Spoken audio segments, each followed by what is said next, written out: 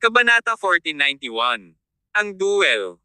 Out of the blue, parang may kakaibang hangin na umiihip mula sa tuktok ng kanilang mga ulo. Pagkatapos, nakita nila ang ilang figure na tumalon mula sa bubong ng gusali sa harap nila. Tutok-tutok-tutok. Ito ay ang tunog na dulot ng kanilang mabigat na paglapag. Ang grupong iyon ng mga tao na nakasuot ng itim na balabal ay tumalon mula sa itaas at dumapo sa lupa. Sa kabila nito, tila hindi sila naubusan ng lakas nang bumagsak sila sa lupa na kasing tuwid ng isang tina at matatag na nakatayo sa parisukat na iyon. Nang makita nilang lumabas si Darkshire, marami sa mga general ng Regal Palace ang nabuhayan ng loob. Ngunit pagkatapos, lahat sila ay tumitig kay Darkshire at sa kanyang grupo, at isang walang katapusang pagpatay na layunin ang lumabas sa kanilang mga mata. Darkshire, sa wakas nagpakita ka na rin. Naikuyom ni Clifford Han ang kanyang mga kamao. Isang kaluskos ang narinig mula sa kanyang mga dugtungan ng daliri. Patuloy niyang ni-replay ang eksena ng pagkamatay ng kanyang kapatid sa kamay ni Darkshire sa kanyang isipan. Bumangon ang matinding galit sa kanyang puso. Hindi na siya makapaghintay na paghiwalayin si Darkshire doon at pagkatapos. Sa katunayan, hindi lang si Clifford ang may trauma sa kaibuturan. Ilan pang mga general ng Regal Palace na naruroon ay na-trauma din sa Darkshire noon. Walang sino man sa kanila ang makakatulog ng maayos hanggat nabubuhay ang taong ito. Sa wakas dumating na ang araw na ito. Parehong nagsama ang Hawks at Olympias White dahil inatas ang harapin ang Darkshire. Si Torbert Octavius naman ay karge-karge pa rin siya ni Matthew Collins habang patuloy sa paghilik ng malakas sa kanyang pagtulog. Walang nakakaalam kung kailan gising ang lalaking ito mula sa kanyang pagtulog. Ang langit ay unti-unting naging makulimlim. Isang maitim na ulap ang lumutang sa karamihan at nakaharang sa araw sa kalangitan. Sa loob ng Leisure Square, isang malamig na hangin ang bumubulusok paminsan-minsan, na ginagawang tila nakakalungkot ang kapaligiran. Labanan. Itinapon ni Tyr ang sigarilyo sa kanyang kamay at sumugod sa kanilang tapat sa unang pagkakataon. Dagandong. Dahil si Tyr ang nangunguna na nagmamadaling lumabas, ang iba pang mga general ng Regal Palace at mga miyembro ng Nemesis sa likod niya ay galit na galit ding sumugod sa kanilang mga kaaway na nasa tapat nila. Isang napakalaking labanan ang malapit ng sumiklab. Sina Tyr at Leviathan ay nakikipaglaban. Pareho silang first-class super powerhouses. Ngunit, kung susuriin ang kanilang lakas sa pakikipaglaban sa pamamagitan ng pagraranggo ng sinaunang martial arts world ng Celestial Empire, matagal nang humakbang si Tyr sa larangan ng pagbabago. Hindi malinaw kay Tyr ang tungkol sa lakas ni Leviathan. Gayunpaman, pagkatapos magpalitan ng mga galaw ang duo, naramdaman niya na ang kakayahan ng kanyang kalaban sa pakikipaglaban ay kapantay ng isa sa dating apat na emperador ng Celestial Empire, si Andraste Chiver. Boom boom boom. Nagsalubong ang kanilang mga kamao, maririnig ang malalakas na tunog. Ang katawan ni Leviathan ay natatakpan ng isang layer ng bronze-colored vigorous energy. Ang kanyang enerhiya ay napakalakas na halos namuo ito sa sustansya, tulad ng isang makapal na layer ng battle armor na suot niya. Nang kumonekta ang kamao ni Tyr sa katawan ni Leviathan, parang nabasag niya ang kamao niya sa isang tansong dingding. Hindi siya makalusot sa depensa ni Leviathan. Tyr, hayaan mong ipakita ko sa iyo ang kapangyarihan ng sinaunang kamao ng Muay Thai. Nagpakawala si Leviathan ng isang paputok na dagandong, at isang madilaw na kinang ang namumulaklak sa kanyang katawan. Itinulak niya ang kanyang mga paa sa lupa kaya't ang mga tile sa ilalim niya ay nabasag at sinipa niya. Kaagad pagkatapos, si Leviathan ay bumaril patungo sa Tyr na parang kanyan. Mga kamao, siku, tuhod. Bawat kasukasuan ng katawan ni Leviathan ay tila naging sandata para pumatay. Naging solemn na ang ekspresyon ni Tyr. Hindi na siya naglakas loob na gawing basta-basta ang mga atake ng kanyang kalaban. Ang kanilang mga silwete ay lumipad ng pabalik-balik sa himpapawid, hanggang sa punto kung saan mahirap para sa mata na mahuli ang kanilang mga galaw. Bilang karagdagan, ang hangin ay patuloy na tinatamaan ng mga alon ng kapangyarihan habang itinataas nila ang lahat ng mga tile sa lupa. Boom!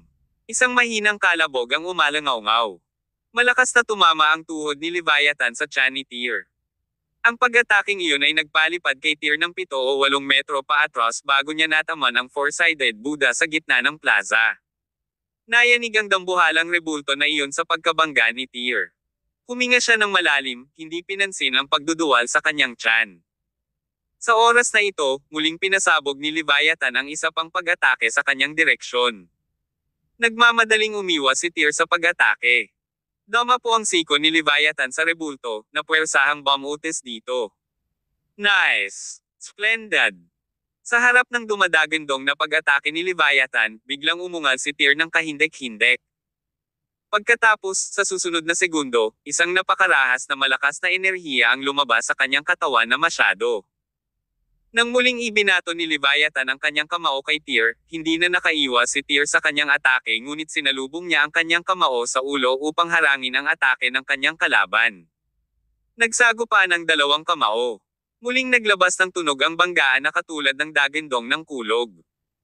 Pagkatapos, naghiwalay ang kanilang mga kamao. Umatras ang dalawa ng 7 o 8 hakbang bawat isa. Ang four-sided Buddha ay nasa gitna ng dalawa. Pareho silang nag-aayos ng hininga habang hindi kumikislap ang titig sa isa't isa. Pagkatapos, makalipas ang 3 segundo, muling sumugod ang dalawa sa isa't isa at nakipag-away sa isa pang round ng walang anumang salita. Sa kabilang banda, natagpuan din ng mga general ng Regal Palace at mga miyembro ng Nemesis ang kanilang mga katapat na kalaban. Kaya, ang buong parisukat ay nahulog sa isang magulong labanan. Ang lahat ng mga mandirigma mula sa magkabilang panig na nakibahagi sa labanan ay transcendent powerhouses para sa showdown na ito. Sa loob ng ilang sandali, ang patuloy na labanan ay ginawang malinis ang lahat ng bagay sa plaza. Lahat ng uri ng masiglang enerhiya ay magkakaugnay. Ang mga tile sa ilalim ng kanilang mga paa ay patuloy na sumasabog. Ang marahas na alon ng labanan ay kumalat pa mula sa parisukat, na nagdulot ng hitsura ng parisukat na parang pumasok sa yugto ng apocalyptic. Sa kabilang panig, sina Clifford at Olympias ay sumugod na patungo sa Darkshire.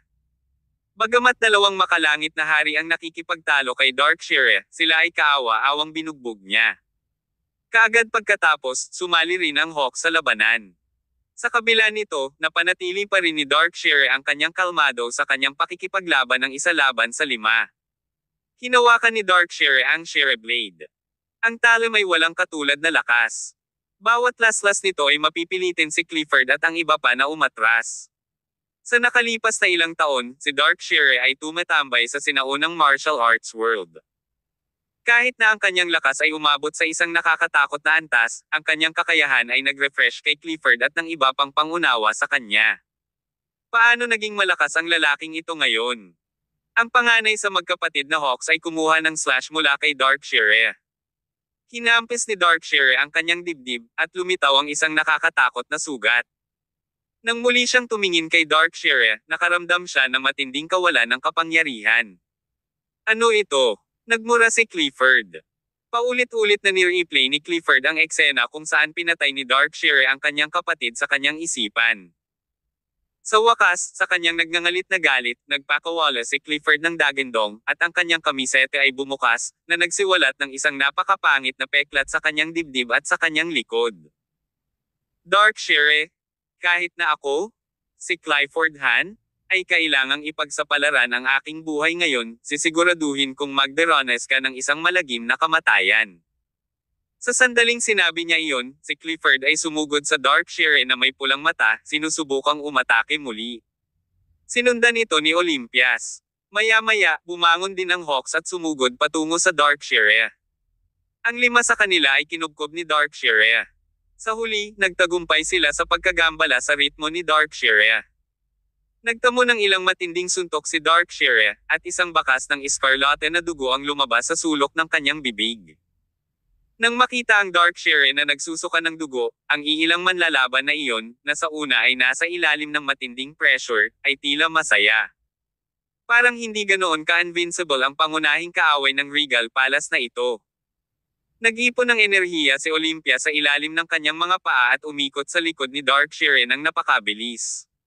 Hinampis niya ang kanyang likod gamit ang kanyang saber at sumigaw, "Mga kapatid, natatalo si Darkshire sa kanyang laro. Kaya't isulong natin ang laro at tapusin siya." Kabanata 1492.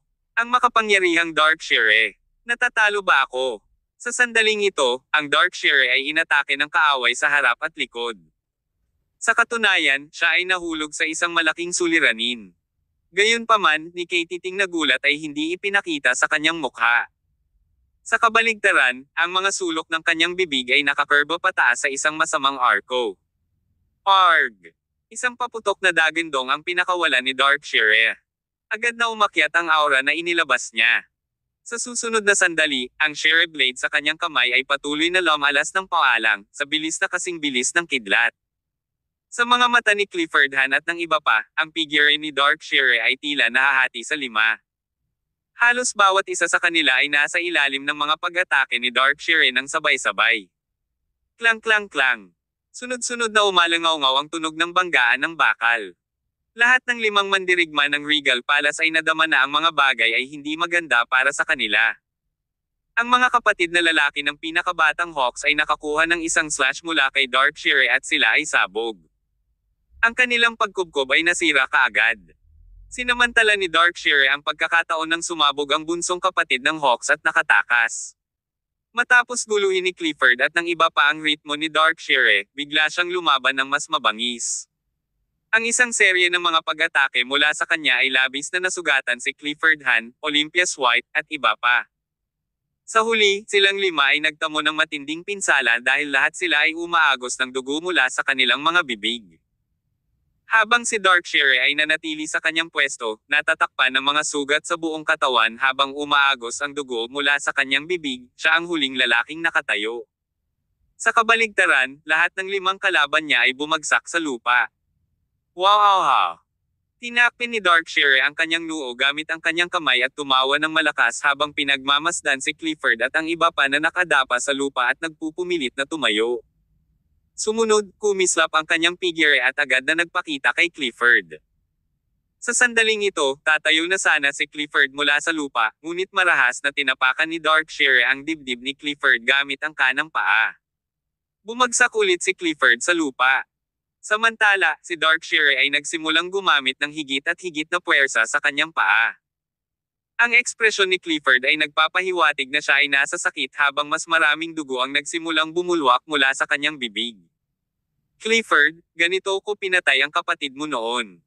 Gusto mong maghayganti sa akin, binigyan kita ng pagkakataon, pero hindi mo pinahalagahan ang sarili mo. Ang mga salita ni Darkshire ay puno ng provokasyon. After so many years, hindi lumago ang organization nyo. You guys have disappointed me. Darkshire, ano ang pinagsasabi mo? Nagnganga ang ngipin ni Clifford. Kinamumuhian niya si Darkshire kaya't sabik na siyang mapunit siya mula sa paa hanggang ulo. Ngunit, sa kasamaang palad, tinatapakan siya ni Darkshire ngayon, at hindi siya makagalaw kahit 1 pulgada. Dapat pumunta ka na lang sa kamatayan. Muli na namang pinalakas ni Darkshire ang kanyang paa. Nabasag na niya ang 2 tadyang ni Clifford. Kung magpapatuloy pa ito ng ilang segundo, madudurog ang mga laman loob ni Clifford ng lalaking ito. Sa kabutihang palad, sa takdang oras, isang tunog ng pag-uunat ng katawan ang biglang dumating mula sa likod ng Darkshire. Biglang naramdaman ni Darkshire ang isang napakadelikadong aura, kaya't lumingon siya bigla at nagtanong, sino nandoon? May sumilay na silhouette sa likod niya.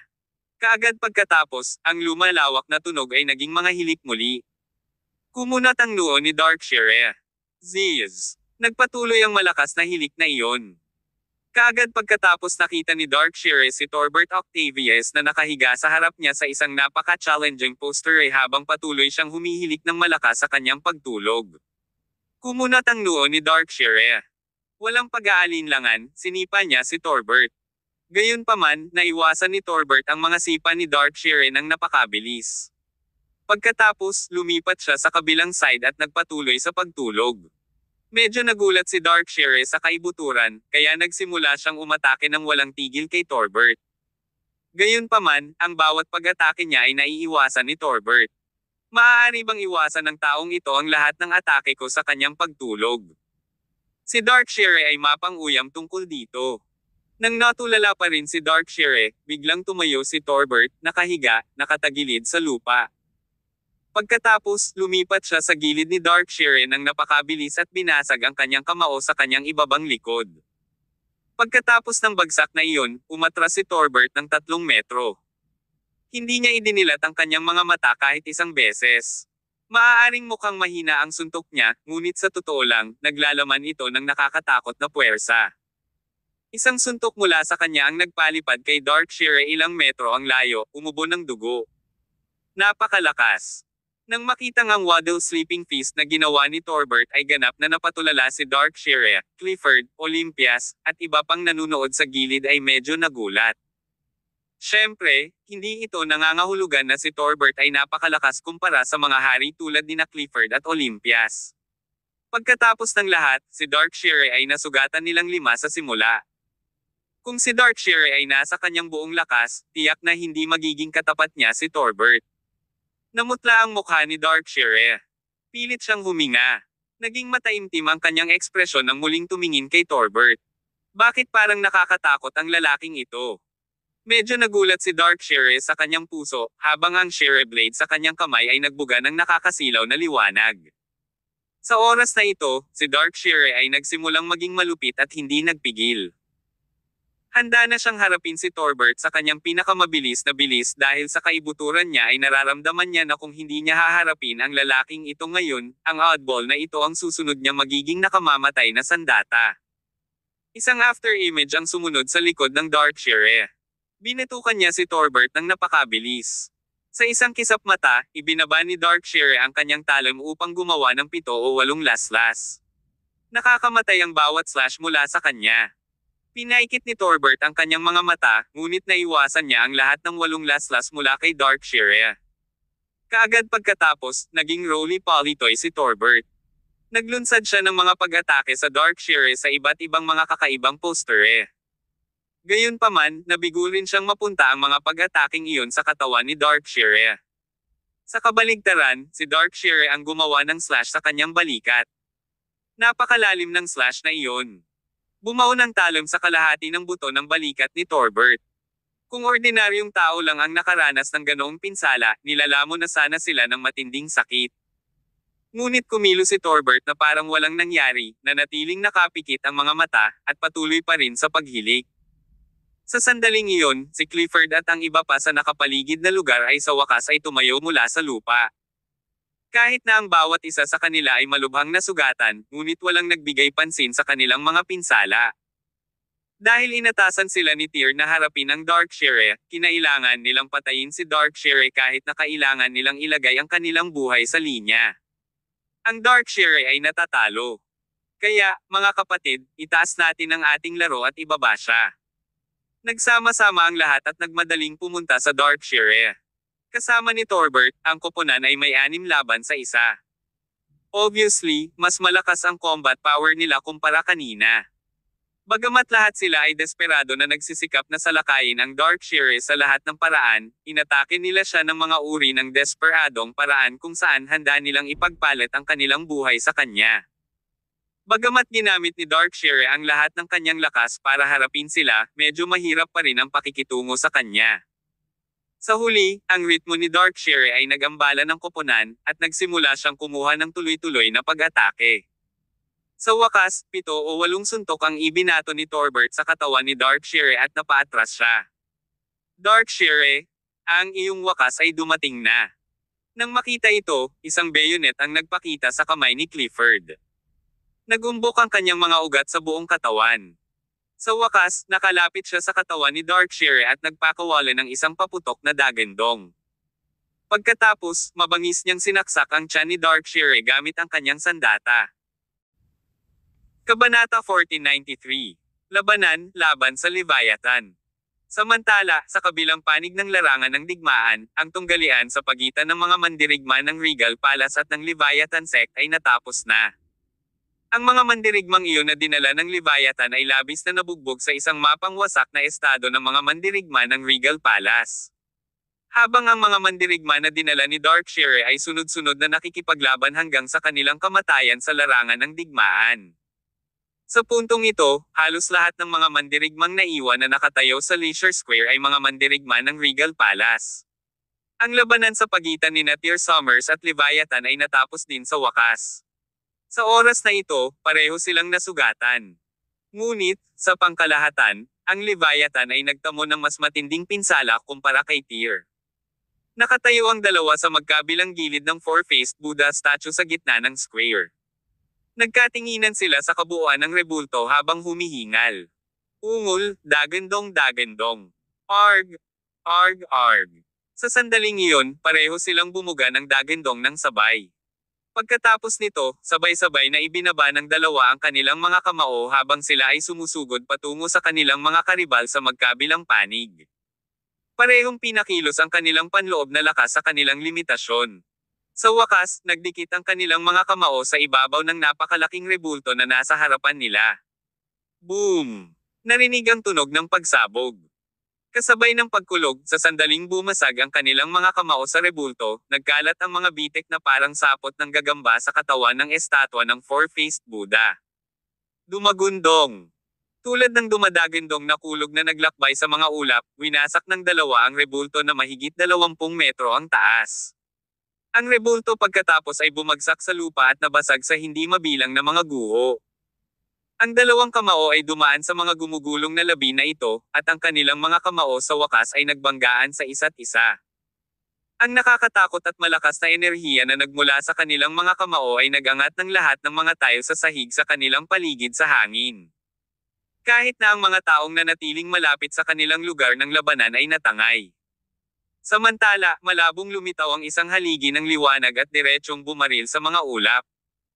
Matapos maghiwalay ang kanilang mga kamao, ginamit ni Leviathan ang sinaunang pamamaraan ng kamao ng Muay Thai, na muli niyang bihasa at patuloy na sinasabog ang mga pag-atake sa Tyr.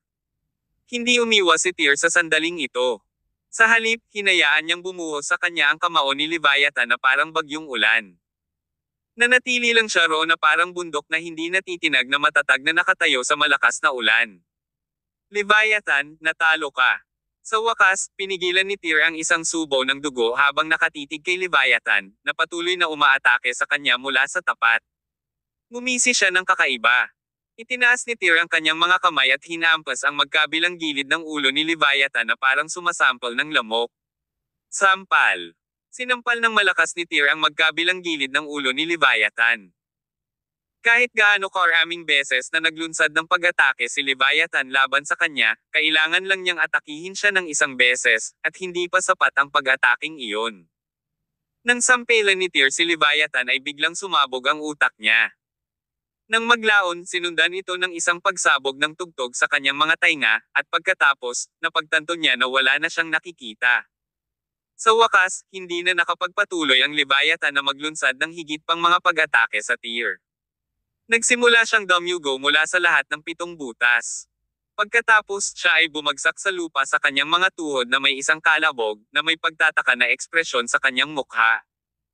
Si Leviathan, isang apotheosized na figure ng sinaunang estilo ng Muay Thai, isang lalaking muntik ng maging monarko, ay bumagsak ng ganoon. Pagkatapos niyang tapusin ang Leviathan, huminga ng malalim si Tyr.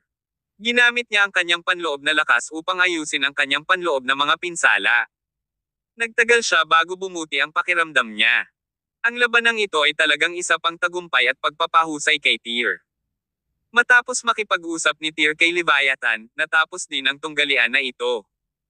Ang mga mandirigma ng Regal Palace na nakapaligid sa kanya ay ganap na nilipol ang kanilang mga kalaban. Ngunit, kahit ilang mandirigma ng grupong Leviathan ang nabubuhay at kaya pang lumaban, itinulak sila ng pangkalahatang kalakaran ng mga pangyayari. Napilitan silang umatras mula sa Leisure Square at ay bolted. Tagumpay! Tagumpay! Sa labas ng plaza, ang mga tropa ng Regal Palace na iyon ay nakatayo ng maayos habang pinapanood nila ang labanan.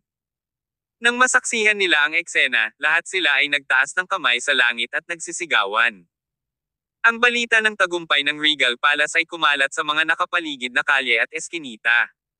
Sa oras na ito, sinaksak ni Clifford Han ang tiyan ni Darkshire gamit ang kanyang sandata.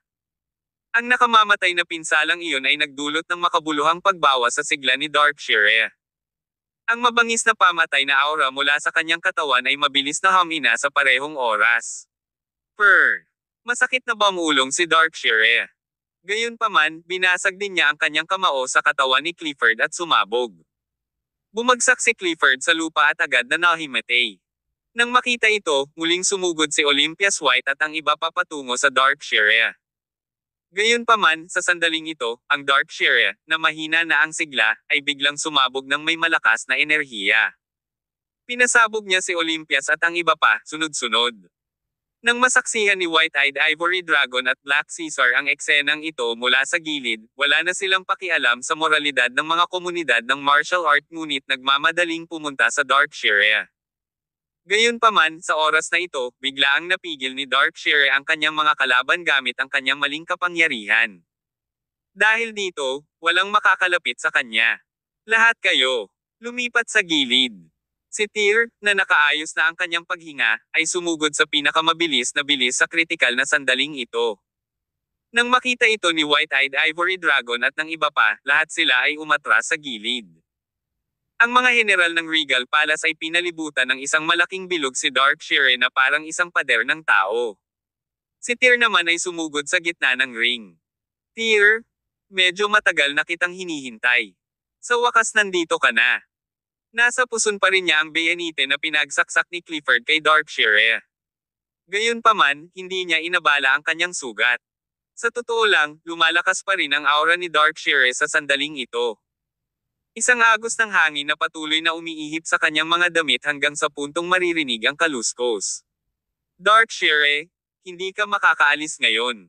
Huminga ng malalim si Tyr. Lumakas din ang aura sa kanyang katawan sa sandaling ito. Sa mismong sandaling ito, ang mga taong nakapaligid sa kanya ay parang may dalawang Diyos na nakatayo sa loob ng ring. At, sisimulan na ng mga Diyos ang kanilang ultimate duel. Hehe, hindi mo ako mapapatay. Ang mga salita ni Darkshire ay puno ng malakas na pagtitiwala. Hindi sigurado si Tyr kung saan talaga nagmula ang kanyang kumpiyansa. Sa isang paputok na dagindong, nagsimulang maglapit ang dalawa sa isa't isa.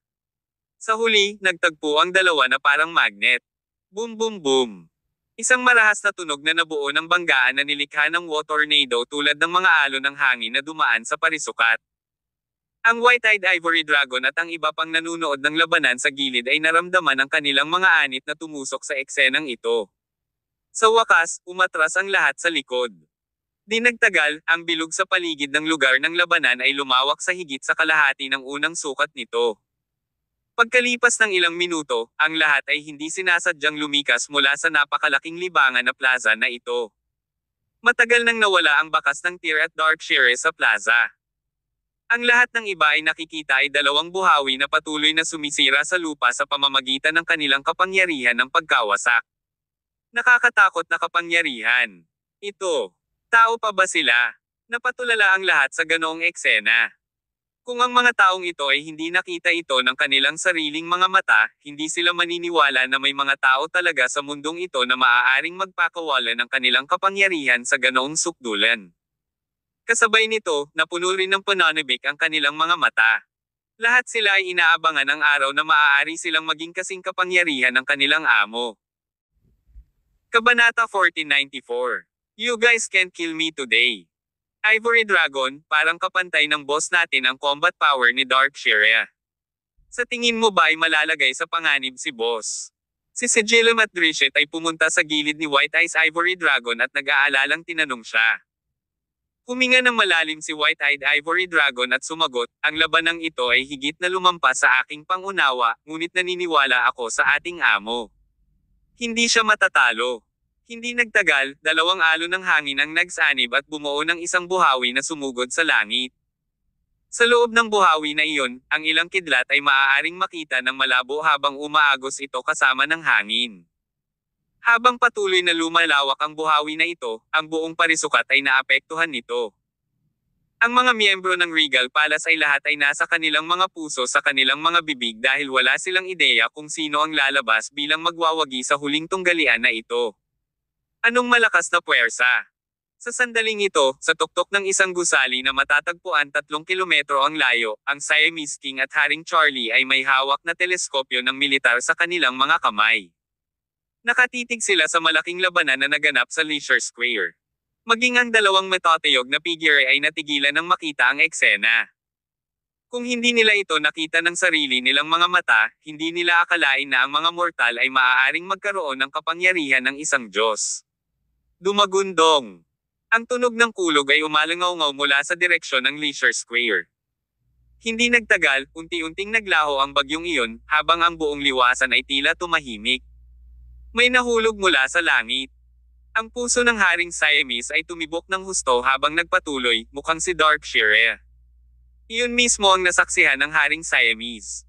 Sa sandaling ito, ang Darkshire ay bumagsak mula sa taas na 7 o 8 metro sa hangin ng mabigat sa lupa. Halos kasabay din ang pagbagsak ni Tyr sa ere, ngunit nang lumapag siya ay hindi nabangga si Tyr bagkos ay napaluhod sa isang tuhod. Pagkatapos, dahan-dahan siyang tumayo mula sa lupa. Nanatiling nakahandusay sa lupa si Darkshire habang nakatayo si Tyr. Ang resulta nitong tunggalian kung sino ang nanalo at kung sino ang lumabas bilang natalo ay tila halata. Nanalo tayo. Nanalo ang amo natin. Si Clifford ang unang sumigaw ng malakas. Nang maglaon, sumunod din ang iba pang mga heneral ng Regal Palace at umungol. Regal Palace. Regal Palace. Sa huli, lahat ay nagtaas ng kamay sa hangin at tuwang-tuwa na sinisigaw ang pangalan ng Regal Palace. Sa labanang ito, ang Regal Palace ay ganap na nagtagumpay. Ang buong Leisure Square ay naging mga guho. Si Darkshire ay nakahiga sa gitna ng mga guho at patuloy na umuubo ng dugo. May ilang mga sugat din si Tyr sa kanyang katawan, ngunit hindi ito gaanong malubha para banta ang kanyang buhay. Mula nang maganap ang labanan sa pagitan ng Regal Palace at Shadow Totem, si Darkshire ang naging pinakamalakas na kalaban ng Regal Palace pati na rin ang pangunahing kaaway ni Tyr. Pagkatapos nito, si Tyr at Darkshire ay nakikipaglaban sa isa't isa ng lantaran at patago sa loob ng mahabang panahon. Gayunpaman, walang resulta ang bawat laban nila. Ngunit, sa pagkakataong ito, walang paraan na hahayaan ni Tyr na makatakas muli si Darkshire. Darkshire, natalo ka. Inilabas ni Tyr ang armor dagger mula sa kanyang baywang at itinutok ito kay Darkshire. Ilang beses kang pinahintulutang tumakas noon, ngunit sa pagkakataong ito, walang paraan na magkakaroon ka ng pagkakataong makatakas muli. Ganun ba? Hehe. Kahit ngayon, si Darkshire ay may kumpiyansa pa ring ngiti sa kanyang mukha habang nagpupumilit siyang umupo mula sa lupa. Sa wakas, nagawa niyang maupo ng naka-cross-legged sa guhong iyon. Tyr, talagang pinahahanga mo ako. Noong una, akala ko ay tataas ang lakas ko pagkatapos sumali sa sinaunang martial arts world, at iiwan kita sa malayo. Pero ang ikinagulat ko, mas mabilis ang iyong pag-unlad kaysa sa akin. Tyr, sa ganitong lakas mo, hindi ka magagapi sa mortal na mundo. Hindi ko akalain na ang 4 na emperador ng Celestial Empire ay iyong mga kapareha. Gayunpaman, sa sinaunang martial arts world, ikaw ay isang karaniwang manlalaban. Gayunpaman malakas ka, laging may mas malakas. Yan lang ang gusto mong sabihin. Malumanay na sumimangot si Tyr at sinabing, Darkshire, pinaglalaroan mo ba ako ng speaking of your heart in the presence of death? Ngunit, hindi ko kailangan na ipaalala mo sa akin ang mga ito. Hindi. Tyr, napagkamalan mo ako. Paulit-ulit na umiling si Darkshire at nagpaliwanag, ang ibig kong sabihin ay hindi mo ako mapapatay ngayon.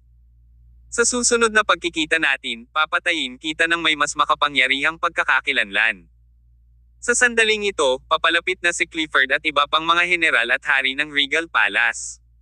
Dati, pinatay ni Darkshire ang marami sa kanilang mga kapatid sa Regal Palace. Halos sirain pa ng lalaking ito ang buong Nemesis. Kaya natural, ang nangungunang brass ng Regal Palace ay kinasusuklaman ng Darkshire.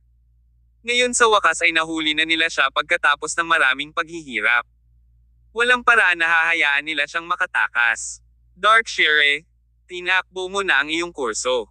Ngunit, sa kasamaang palad, ngayon ang araw na mamatay ka. Lumapit si Clifford at marahas na sinipa si Darkshire sa dibdib. Pagkatapos, ipinahayag niya, Darkshire, ngayon ay papatayin kita upang ipaghiganti ang aking namatay na kapatid at iba pang mga kapatid ng aming Regal Palace na iyong pinatay. Kinuha ni Darkshire ang sipa ni Clifford. Muli, iniluwa niya ang isang malaking bibig ng dugo. Siya ay malubhang nasugatan sa panahon ng tunggalian kay Tyr. Kung kaya't wala siyang kapangyarihang lumaban ngayon. Gayunpaman, nagsuot pa rin siya ng isang kumpiyansa ng ngiti sa kanyang mukha at sinabing, sinabi ko na sa iyo. Hindi mo ako mapapatay ngayon. Tyr, Naniniwala ka ba na sa susunod na sandali, personal mo akong ilalabas dito? Hehe. Sa puntong ito, kahit si Tyr ay naramdaman na marahil ay napinsala niya ng husto ang utak ni Darkshire. Walang gaanong pasensya si Tyr na makipag-chat kay Darkshire. Kaya, tinanong niya, Darkshire, sa tingin mo ba nakakatuwang guluhin ako ng ganitong klaseng biro? Napakatagal nang nilalaro ng lahat ang larong ito. Oras na para tapusin ang larong ito. With that, napatitig si Tyr kay Clifford sa tabi niya. Pagkatapos, nang walang sabi-sabi, inilabas ni Clifford ang bayoneta at sasaksakin na sana si Darkshire. Palace Master, may tumatawag sa iyo gamit ang isang video call. Sa sandaling ito ay gagawa na si Clifford, biglang, isang senior executive ng Regal Palace ang lumabas sa gitna ng karamihan. May hawak itong cellphone habang nagmamadaling tumakbo papunta kay Tyr. Lahat ay nakatingin sa lalaking ito na may pagtataka. Pati si Tyr na atulala. Napakaraming senior executive sa loob ng organisasyon. Sa makatuwid, hindi maalala ni Tyr kung sino ang lalaking ito. Isa pa, hindi niya maintindihan kung bakit biglang kumuha ng cellphone ang lalaking ito at sasabihing may tumatawag sa kanya sa isang video call. Rewell, anong ginagawa mo? Lumabas si Black Caesar at pinagalitan ang lalaking nagngangalang Rewell. Malamang, ang lalaking ito ay isa sa mga nasasakupan ni Black Caesar. Kuya, may nakikipag-video call kay Palace Master. Sa totoo lang, pati si Rewell mismo ay nataranta dahil bigla na lang nag-ring ang phone niya. Hindi niya alam kung nahack ng caller ang phone niya, pero may lalaki na nakikipag-usap sa kanya sa screen ng telepono at hiniling na makipag-usap kay Tyr. Kumaway si Tyr kay Rewell at sinabing, dalhin mo. Inabot agad ni Rewell ang phone niya kay Tyr. Sure enough, bumungad sa screen ng phone na iyon ang isang mukha na pamilyar at hindi pamilyar kay Tyr. Kabanata 1495. Sa pagitan ng isang bato at isang matigas na lugar. Pakiramdam ni Tyr Summers ay pamilyar ang mukha dahil kilala niya ang lalaking ito sa screen. Nakita niyang hindi siya pamilyar dahil medyo matagal na rin noong hindi niya ito nakita. Malaki na ang pinagbago ng lalaking ito. Tyr, kanina pa. Walang ekspresyong nakatitig kay Tyr ang lalaking nasa video call. Pagkatapos, mamantong hininga siya at nagreklamo, malamang nakaakit-akit ang labanang iyon, kaya't tinawag ko kayo at ang mga general ng inyong Regal Palace, isa-isa, ngunit walang sumagot sa aking tawag. Sa huli, wala akong choice kundi alamin ang numero ng telepono ng isa sa iyong Regal Palace top brass para makipag-ugnayan sa iyo. Well, it took quite a lot of energy from our hackers, and we almost missed the timing. By the way, hindi pa patay si Darkshire, di ba? Walang alinlangan, ang lalaking gumawa ng video call na ito kay Tyr ay walang iba kundi si Ostermore. Sa oras na ito, hindi na siya nakatayo sa mga guho ng pamilya ng Yarn sa Imperial Capital City kundi sa isang maluwag at maliwanag na silid. Kung paghusga mula sa background, dapat itong isang hotel. Kakaligo lang ni Oster na nakasuot pa rin ng puting bathrobe. Hindi maintindihan ni Tyr kung bakit bigla siyang tatawagan ng lalaking ito sa isang video call. Gayunpaman, nang maalala niyang nakipagtulungan si Oster kay Darkshire, isang masamang pakiramdam ang lumitaw sa kanyang puso.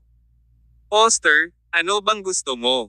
Gusto mong makita kung katayin ko ng sarili mong mata ang kasama mo, di ba? Okay, pagbibigyan kita ng wish na yan. With that, napatingin si Tyr kay Clifford sa gilid. Muling gumawa ng hakbang si Clifford upang saksakin ng bayoneta si Darkshire sa kanyang dibdib. Kaya lang, biglang humagalpak ng tawa si Oster. Kaagad pagkatapos, si Darkshire, nakaupo sa lupa at walang lakas na lumaban, ay nagsimulang tumawa ng matinis. Walang kakaiba sa tawa ng dalawa, ngunit ang mga tunog ng kanilang pagtawa ay nagbigay sa mga tao ng kilabot. Bagamat gusto ni Clifford na patayin si Darkshire upang ipaghiganti ang kanyang kapatid at ang mga namatay na kapatid ng Regal Palace, pinanatili pa rin ni Clifford ang kanyang katinoan bilang isa sa mga hari ng Regal Palace. Gayunpaman, ang lahat ay tila masyadong perverse, kaya hindi siya nang ahas na tapusin ang Darkshire ng simple. Tyr. Sa oras na ito, isang boses na sobrang pamilyar kay Tyr ang biglang nagsalita sa video call. Sa sandaling magsalita ang boses na iyon, may sumabog sa Tyr. Hindi nagtagal, naayos ang kamera sa kabilang side ng video call at inilipat sa ibang lokasyon sa kwartong iyon. Si Sean Yarn, na nasugatan sa buong katawan, ay nakaluhod sa lupa sa harap ng isang pader. Siya ay nasa kanyang huling hinga. Dalawang eskrimador ang nakatayo sa likuran niya. Isa sa kaliwa niya at isa sa kanan, pinag-krus nila ang espada sa leeg ni Sean. Lolo Sean. Marahas na nanginig ang puso ni Tyr. Kahit na sa kanyang pinakamaligaw na panaginip ay hindi niya akalain na darating si Oster sa Imperial Capital City ng biglaan at dadalhin si Sean na bilanggo. Muhahaha. Tyr, I already told you. You can't kill me today. Tumawa ulit si Darkshire sa gilid at sinabing, good. Ang pinakamalaking kapintasan mo ay ang labis mong pagpapahalaga sa emosyon. Ngayong nasa kamay na ni Oster ang lolo Sean mo, kung papatayin mo ako, kailangan din niyang mamatay. Hindi sinasadyang naikuyom ni Tyr ang kanyang mga kamao.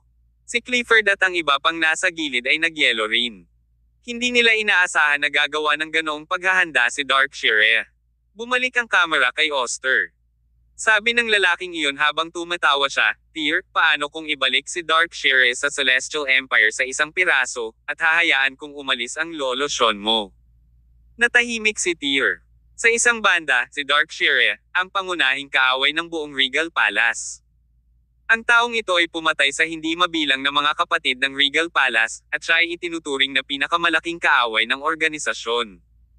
Ngunit, sa kabilang banda, si Lolo Sean, isang elder na iginagalang niya.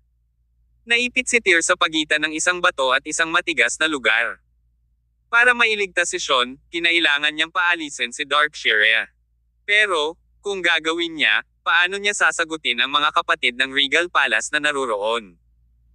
Ngunit, sa kabilang banda, kung pipiliin niyang patayin si Darkshire at isuko ang buhay ni Sean, paano niya, Tyr Summers, walang gagawin para iligtas siya sa kapahamakan?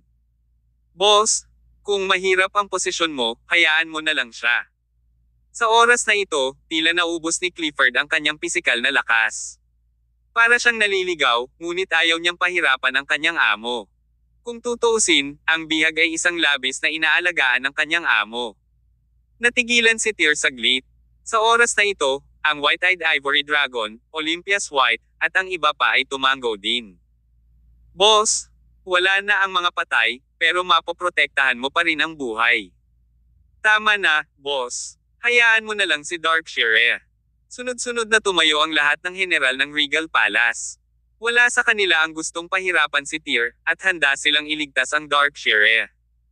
Sa kabila ng lahat ng naruroon na gustong tapusin siya at ganap na alisin ang peste at tinak sa kanilang laman, wala silang pagnanais na pahirapan ang kanilang amo. Nawala ang isip ni Tyr ng ilang sandali. Hindi pa siya na-stuck sa ganoong dilema na may ganoong kahirap na pagpipilian. Ang gulo ng utak niya. But at the bottom line, gaman ang pakiramdam ni Tyr dahil may grupo siya ng mabubuting kapatid na dadaan sa hirap at ginhawa kasama niya. Darkshire, count yourself lucky this time. Pero, hindi ka na magkakaroon ng ganyang swerte sa susunod.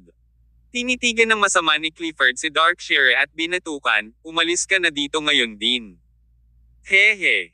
Malamig na bamantong hininga si Darkshire at sinaway, sa susunod, hindi rin magkakaroon ng ganong swerte ang iyong Regal Palace dahil papatayin ko ang bawat isa sa inyo rito. Masyadong saplada ang lalaking ito. Dapat ay nagmamadali siya at tumakbo para sa kanyang buhay, ngunit ang nakakagulat ay naglakas loob pa rin siyang magsalita ng walang katuturan. Ang kanyang mga salita ay ikinagalit ng mga tao ng Regal Palace.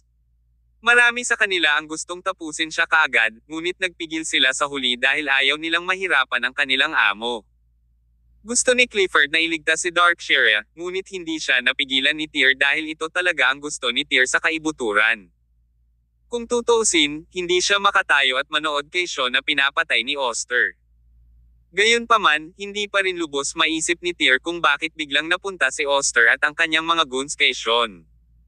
Kung tutuusin, maraming pamilya at kaibigan si Tyr sa Celestial Empire. Kaya bakit nila pipiliin si Sean? Ngunit mabilis na naisip ni Tyr kung paano tila nagsasagawa ng plano sina Oster at Darkshire. May kaugnayan kaya ang plano nila kay Sean? Wala nang maraming oras si Tyr para isipin ito. Sa halip, tumingin siya sa screen ng telepono at nagbanta, Oster, kung maglakas loob kang hawakan ang isang hibla ng buhok sa aking lolo Sean, sisiguraduhin kong magdurusa ka sa buhay na mas masahol pa sa kamatayan. I did more than touch his hair. Halos mabali ko na lahat ng buto sa katawan niya. Hindi natakot si Oster sa banta ni Tyr. Sa halip ay nagpakita siya sa harap ni Tyr. You can't blame me for being cruel. The mouth of this old boy is too hard to spy. Kahit anong torture ko sa kanya, hindi lang siya tatatak. Anong ibig mong sabihin? Oops! Biglang tinakpi ni Oster ang kanyang bibig at sinabing, paumanhin, medyo nadala ako at marami pa akong nasabi kaysa sa nararapat. Kabanata 1496. Pinatay ni Sean Yarn ang kanyang sarili. Wala sa mood si Tyr Summers na makipagtalo kay Ostermore. Maya-maya lang, sa kabilang side ng phone, biglang may sumigaw mula kay Sean Yarn. Sumigaw siya, Tyr, huwag mong iligtas ang pinakamalaking kaaway ng iyong buhay dahil sa akin. Kapag napalampas mo ang pagkakataong ito, malamang na ikaw ang magdadala sa iyong sarili ng pagkasira. Bagamat hindi gaanong alam ni Sean ang tungkol kay Darkshire, at hindi rin malinaw sa kanya ang mga sama ng loob sa pagitan nila ni Tyr, sigurado siya sa isang bagay na sina Darkshire at Oster ay isang gang. At si Oster at ang kanyang grupo ay nagmula sa Sacred Association ng sinaunang martial arts world. Anong uri ng pag-iral ang sagradong samahan? Siyempre, hindi maikukumpara ang asosasyon sa mga creed ng sinaunang martial arts world. Gayunpaman, mayroon itong isang hindi maaalis na kaugnayan sa isa sa mga creed ng sinaunang martial arts world. Higit sa lahat, higit sa 20 taon na ang nakalilipas, ang pamilya ng Yarn ay nalipol dahil sa isang lihim mula sa mga creed ng sinaunang martial arts world. Sa katunayan, ang mga Samire sa pamilya ng Yarn ay hindi ang mga creed. Ang mga iyon ay hindi lamang haka-haka na ginawa ng mga mortal dahil hindi nila naiintindihan ang sinaunang martial arts world. Sa katunayan, sa mundo ng sinaunang martial arts, ang mga creed ay ang uri ng pag-iral na sumasakop sa tuktok ng pyramid. Mayroong hindi mabilang na mga organisasyon at sekta sa lahat ng laki sa ilalim nila. Yaong mga tao na nilipol ang Yarn na malayong bumalik. Noon ay ang mga tao mula sa Sacred Association. Mahigit 2 dekada na ang nakalilipas, gusto nilang sirain ang lihim na itinatago ng pamilyang Yarn. Bagaman, ang kanilang operasyon ay pinigilan ni Mad King, Dalton Alroy, sa huli. Ngunit ngayon, muling tumama ang asosasyong iyon. Kaya naman, alam ni Sean kung gaano ka-impluwensya ang asosasyon. Alam din niya na kung ililigtas ni Tyr ang Darkshire ngayon, haantong ito sa walang katapusang mga kaguluhan. Natahimik si Tyr nang marinig ang boses mula sa telepono. Nagkataon lang na nakatutok ang kamera kay Sean. Malamig na sabi ni Oster, Sean, walang kwenta para sabihin mo ito. Ganun ba? Ngumisi si Sean, tapos sabi niya, Tyr, naalala mo ba kung paano tayo naging close sa isa't isa? Noon, araw-araw kang nakasquat at nakatitig sa kawalan sa harap ng gate ng bahay nyo. Ako ang nagturo sa'yo na tumingin ng diretso. Sa araw kung gaano kaganda kapag nakatayo ka sa harap ng gate ng iyong bahay at tumingin ng diretso, lalo na sa pagsikat at paglubog ng araw. Napapikit ng malalim si Tyr. Ngunit, sa parehong oras, malabo rin siyang nakaramdam ng masamang premonition. Lolo Sean, huwag. Sa sandaling sumigaw si Tyr, nakita niyang biglang iniunat ni Sean ang kanyang leeg sa kabilang dulo ng video at dinala ang kanyang leeg patungo sa espadang tumawid sa kanyang harapan sa bilis ng kidlat. Masyadong biglaan ang lahat. Ang dalawang eskrimador na nakatayo sa tabi ni Sean ay walang oras na mag-react. Napakatalas ng mga talim na iyon. Sa isang iglap ng bisperas, may dugong sugat sa leeg ni Sean. Tyr, tandaan mo, tumingin ng diretso sa araw. Iyon ang huling mensaheng sinabi ni Sean kay Tyr.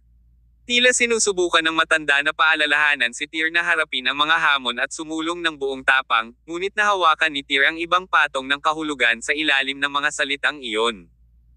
Para mapigilan ni Tyr na pakawalan si Darkshire, nagpasya si Sean na magpakamatay. Napakaraming bagay ang maaari niyang sabihin kay Tyr bago siya mamatay, ngunit bakit niya pipiliin na sabihin sa kanya na panatilihing nakatitig ng diretso sa araw?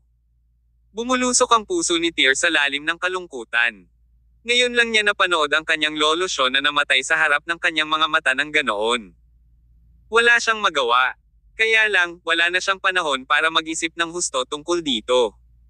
Sumagi sa kanyang isipan ang hindi mabilang na mga imahe na kasama niya si Sean. Naranasan na ni Tyr ang labis na paghihiwalay ng buhay at kamatayan sa kanyang buhay, ngunit hindi pa rin maiwasan ng kanyang puso na tumibok sa sakit sa sandaling ito. Sa kabilang dulo ng telepono, hindi rin inaasahan ni Oster na haantong si Sean sa pagpatay sa sarili. So, siya isang dagandong at binasag ang telepono. Sa gilid nito, pasimpleng nakatitig si Tyr sa screen ng telepono na naging itim. Pagkatapos, naikuyom niya ang kanyang mga palad nang hindi sinasadya at dinurog ang teleponong iyon sa kanyang kamao sa isang crack, sa huli. Ostermore. Ang sagradong samahan. Talagang sisirain ko kayong lahat at ipaghihiganti ko si Lolo Sean. Sa pagkamatay ni Sean, wala nang worries si Tyr. Napapikit si Darkshire palabas ng Leisure Square. Pagkaalis niya, kinaladkad ni Darkshire ang kanyang malubhang na sugatan na katawan at binilisan ang kanyang lakad. Hindi siya walang isip. Bahagya lang siyang kumilos sa Leisure Square, ngunit nang lumabas siya mula sa paningin ng karamihan ng Regal Palace, alam niyang mas dapat niyang iligtas ang kanyang sarili sa pamamagitan ng pag-alis sa lugar na ito. Sinimulan na ng hukbo ng Haring Siamese na linisin ang larangan ng digmaan mula sa labas. Ang unang 3 kilometrong radius na larangan ng digmaan ay nabawasan sa 1 kilometro. Si Darkshire ay hindi eksaktong nag-aalala tungkol dito. Dahil sa kanyang kakayahan, walang kabiguan na humanap siya ng paraan para makaalis dito. Sa kanto sa unahan niya, may tarp na nakatikip sa isang bagay bago ang isang tindahan. Naglakad roon si Darkshire at pinunit ang tarp. Sa ilalim ng tarp ay isang high-performance na sports car. Bukod dito, ang sports car na ito ay na-install na may bulletproof na mekanismo. Ito ay sapat na upang labanan ang pag-atake ng baril na gatlang. Isang payat at maliit na lalaki ang mahimbing na humihilik sa kanyang pagtulog sa sasakyan. Kumatok si Darkshire sa bintana. Sunod-sunod na ibinaba ng lalaking iyon ang bintana. Sabi niya, "Boss, nandito ka na. Pwede na ba tayo? Buksan mo ang pinto." Tumango si Darkshire. Tanong niya nang makasakay siya sa kotse, napili na ba ang ruta? Gaano katagal bago tayo makaalis dito? 1 minuto at 20 segundo, sagot ng lalaking iyon. Maraming armadong hukbo ang nagbabantay sa lugar sa labas, patuloy ni Darkshire. Kumpiyansa nang umiti ang lalaking iyon at sumagot, "Hindi sila nandito para hulihin tayo. Dekorasayon lang ang mga sundalong iyon kapag nagulat sila. Aalis na tayo bago pa man mailagay ang mga baril nila." Mabuti. Tumango si Darkshire. Isang pahiwatig ng isang ngiti na may mga tulad ng mga nakaligtas sa isang sakuna ang lumitaw sa kanyang mukha. Ang lalaki ay isang sikat na Diyos ng mga magkakarera. Matagal nang gumugol si Darkshire para makipag-ugnayan sa kanya. Ang layunin niya ay kunin ang magkakarera para itaboy siya sa magulong lugar na ito. Humandar na ang sports car, magaling na inilagay ng lalaki ang gear at handang itaboy sila palabas ng lugar. Saka lang niya napagtanto na may mali. Parang bigong gumalaw ang sasakyang iyon. Ang sumunod na naramdaman nila ay ang pag-akyat ng sasakyan sa ere. Anong nangyayari? Kumunat ang noo ni Darkshire. Nakita nila ang isang lalaking kasing tibay ng bundok na nakatayo sa harap ng sasakyan sa susunod na segundo.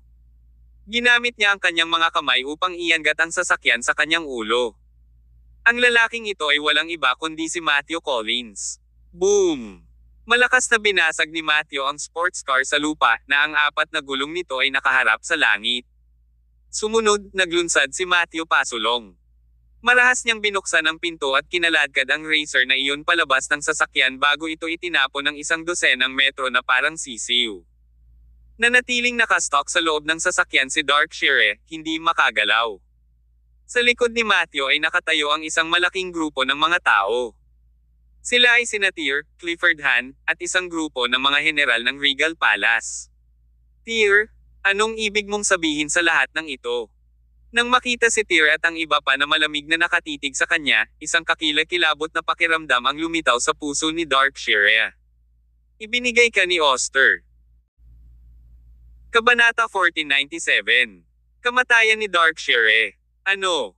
Ang mga kalamnan ng mukha ni Darkshire ay nanginginig ng ilang beses. Sa sandaling iyon, nagsimulang tumulo ang gasolina mula sa tangke ng sports car. Umaagos sa daan ang masangsang na amoy ng gasolina at umabot sa paanan ni Tyr. Kinuha ni Tyr ang kamay ng isa niyang subordinate sa tabi niya. Pagkatapos nito, sinindihan niya ang lighter, na nagpapakita ng nakasisilaw na apoy. Tyr, huwag ka nang magulo. Kahit na si Darkshire ay naging mabangis sa kanyang buhay, lahat ng card sa kanyang manggas ay naubos na, at natatakot pa rin siya sa kamatayan. Darkshire, maaari kang mawala sa mundong ito ngayon. Hindi naman nagdalawang isip si Tyr bagkus ay agad na inihagis ang lighter na iyon sa tumagas na gasolina. His. Ang nasusunog na gasolina na iyon ay kumakalat na parang fuse at nasunog hanggang sa napunta sa sports car at keboom na iyon. Kasabay ng isang malakas na pagsabog, ang sports car ay nasunog. Ang kaawa-awang sigaw ni Darkshire ay nanggaling sa loob ng sasakyan.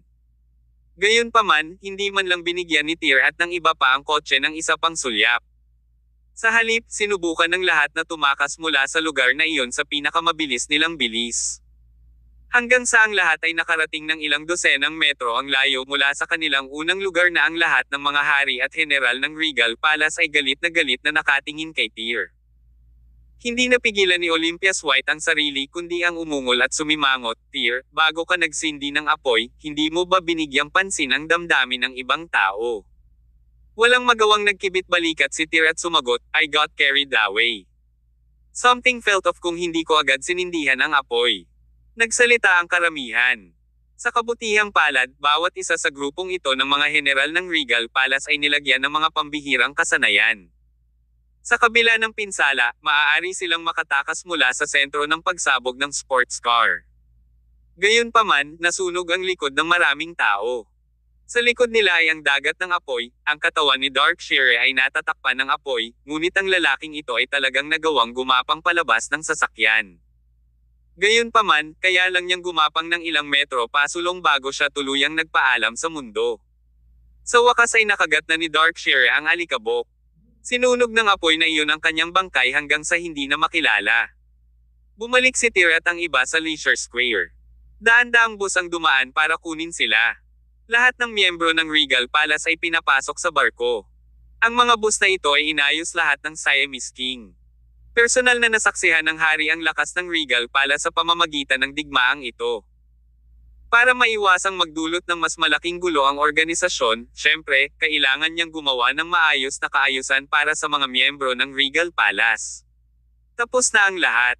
Bagamat ang digmaang ito ay hindi kasing trahedya ng kanilang digmaan sa Shadow Totem noong nakaraan, ang Regal Palace ay nawalan pa rin ng marami sa mga miyembro nito.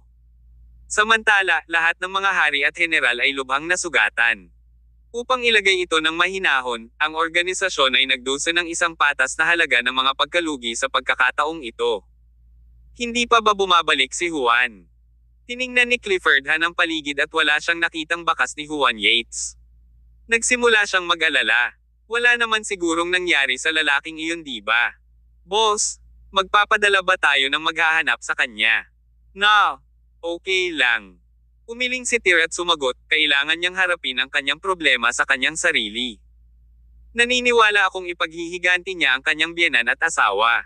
Kaya walang dapat na makialam sa kanyang paghihiganti. Umalis na tayo. Babalik siya sa atin pag naayos na ang sarili niya. Hindi ibig sabihin na hindi nag-aalala si Tyr kay Juan. Sa kabaligtaran, medyo nag-aalala si Tyr sa kanyang kaligtasan. Gayunpaman, kilala niya ang bawat isa sa kanyang mga tauhan sa ilalim ng kanyang utos, kaya alam niya kung ano ang nais ng kanilang mga puso. Pinatay ni Zeke si Monoma, at ang pangyayaring iyon ay nagdulot ng matinding kalungkutan kay Juan. Kaya naman, sinundan ni Juan si Zeke. Kung hindi niya tatapusin ang sarili ni Zeke sa pagkakataong ito, palagi siyang mamumuhay sa sisihin sa sarili at pagkasira sa hinaharap. Sa oras na ito, sa loob ng isang imburnal na puno ng mabahong amoy. Ang imburnal ay kasing taas ng tao. May madilim na liwanag na sumilaw mula sa lupa. Lahat ng uri ng dumi at mabahong tubig ay dumaloy sa sahig. Ang pagwol sa imburnal na ito ay parang nahulog sa banyo. Isang grupo ng mahigit 100 lalaki ang naghahanap ng daan sa imburnal habang sila ay sumulong. May mga iba't ibang uri ng daga na gumagala sa kanilang paligid paminsan-minsan. Pinapainit nito ang anit ng mga tao. Rodman, this route that you have chosen is the pinakapangit na ruta. Naglakad si Zeke sa unahan habang nagmumura. Gumamit siya ng panyo para takpan ang bibig at ilong. Ang lalaking ito ay hindi nasisiyahan sa lahat ng nasa paligid niya. Tila walang magawa si Rodman habang ipinaliwanag niya, Panginoon, walang ibang ruta maliban dito. Ito ang tanging ruta na humahantong sa labas ng mundo ngayon. Kung makatakas tayo sa itaas ng lupa, nanganganib tayong mahuli ng mga tao mula sa Regal Palace at ng Siamese King sa lahat ng oras. Panginoon, pagtiisan mo na lang ng kaunti. Kailangan na lang nating maglakbay ng 800 metro sa unahan. Pagkatapos, makakaalis na tayo sa lugar na ito. May sasalubong sa atin sa labas. Napabuntong hininga si Zeke, I never expected Regal Palace to be this strong. Unfortunately, this time, we have suffered an overwhelming defeat for real. By the way, bakit konti na lang ang natitira sa atin? Napansin ni Zeke na nasa likod lang nila ang isang dosenang lalaki. Gayunpaman, mayroong higit sa daan-daang mga tao na kasama niya sa simula. Walang magawang sagot ni Rodman, ang si Juan ay parang nasisiraan. Pinatay niya ang ilang dosenang mga tauhan natin. Ngayon, ito na lang ang natitira sa atin. Speaking of Juan, may halong takot ang ekspresyon ni Zeke bukod pa sa galit. Kanina, naabutan silang lahat ni Juan mag-isa. Siya ay malubhang nabugbog at lubos na pinatay ang kanyang mga tauhan. Ang lalaking iyon ay naging isang hayop. Sa totoo lang, medyo nang hinayang si Zeke. Hindi niya dapat pinatay si Mona ng ganoon kabilis. Naabutan na ba niya tayo? Tanong ni Zeke. Sumagot si Rodman, hindi na niya tayo dapat maabutin. Ngunit, Panginoon, mas mabuting magmadali tayo para maiwasan ang mas maraming komplikasyon dahil sa ating pagkaantala. Hindi na pinansin ng grupo ng 12-dosenang lalaki kung gaano kadumi ang lupa sa ilalim ng kanilang mga paa. Lahat sila ay binilisan ng kanilang mga lakad. Gayunpaman, sa oras na ito, ang mga tunog ng metal na nagbabanggaan ay biglang dumating mula sa kanilang likuran. Clang! Clang clang! Ang tunog na iyon ay tumago sa malayo at malinaw na umalangaw-ngaw sa loob ng imburnal. Hindi nagtagal, ang buong imburnal ay napuno ng apurahang tunog na iyon. Subconsciously, napahinto si Zeke at ang kanyang mga tauhan sa kanilang landas. Pagkatapos, lumingon sila para tingnan ang pinanggalingan ng tunog. Sa oras na ito, sa isang lugar na halos 20 metro ang layo mula sa kanila, isang figure ang lumipad patungo sa kanila na parang zombie. Walang duda na ang lalaking ito ay si Juan. Siya ay napuno ng dugo, ngunit hindi malinaw kung ang dugong iyon ay sa kanya o sa iba pa. Kasabay nito, may bitbit siyang matalas na talam sa kanyang kamay. Ginamit ito ni Juan para hampasin ang tubo ng imburnal na nagdulot ng tunog na iyon. Si Juan na naman. Sa sandaling ito, naramdaman ni Zeke at ng iba pa na ang kanilang mga puso ay nasa tenterhooks. Tapusin mo siya. Bilasan mo at patayin mo siya para sa akin. Labis na kinabahan si Zeke sa kaibuturan, kaya't sumigaw siya ng malakas sa mga lalaking nakapaligid sa kanya. Mabilis na inilabas ni Rodman at ng iba pa ang mga baril na dala nila, nilagyan ng mga bala ang kanilang baril, at itinutok kay Juan. Shoot him. Shoot him for me. Gawin mo na. Bang bang bang. Kabanata 1498. Ang kamatayan ni Zeke Ma. Sunod-sunod na putok ng baril ang narinig mula sa mga imburnal. Dahil ang bala na ito ay nagpaputok sa medyo malayo, walang nakakaalam kung ang kanilang mga bala ay tumama kay Juan Yates o hindi. Samantala, hindi huminto si Juan sa paglalakad pasulong dahil sa mga bala na ito. Sa kabaligtaran, patuloy siyang palapit ng palapit kay Zeke at sa grupo niya. Sa oras na ito, isang makapal na anino ng kamatayan ang bumungad kay Zeke at sa iba pa. Patayin mo siya. Ipadala mo siya sa kamatayan. Pagtingin kay Juan na palapit ng palapit sa kanya ay nawasak ang puso ni Zeke sa pag-aalala. Kasabay nito, ipinagpatuloy ni Rodman at ng iba pa ang kanilang mga armas. Pagkatapos, sa wakas, isang bala ang tumama sa katawan ni Juan. Si Juan ay nagmamarcha pasulong, ngunit ngayon, siya ay bumagsak sa lupa ng may kalabog at hindi gumagalaw sa sahig. Tumigil na ang putok ng baril, nagkatinginan sila Zeke at iba pa. Patay na ba siya? Ikaw. Pumunta ka dyan at tingnan mo. Umikot si Rodman, tumingin sa isa sa kanyang mga tauhan, at nagutos. Baka sa mukha ng lalaking iyon ang takot. Hindi siya nang ahas na lumapit kay Juan. Nagbibingi-bingihan ka ba? Itinutok ni Rodman ang baril sa kanyang kamay sa ulo ng kanyang nasasakupan. Nanginginig ang lalaki, at sa huli, napilitan siyang maglakad palapit kay Juan habang nanginginig sa takot. Pagkarating ng lalaking iyon bago si Juan, tumingkayad siya at pinatalikod si Juan na nakahandusay sa lupa.